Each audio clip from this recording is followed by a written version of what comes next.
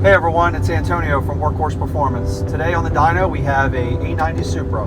This Supra is a pretty entry-level package. It comes with intake, downpipe, and a full exhaust. This car has a full titanium exhaust by Logic, which is really nice. Today it'll be tuned on our mainline dyno by Sam A using MHD. It also has an MHD and Flex setup on it, so we'll be able to run some ethanol. The max we'll be able to run is probably E50.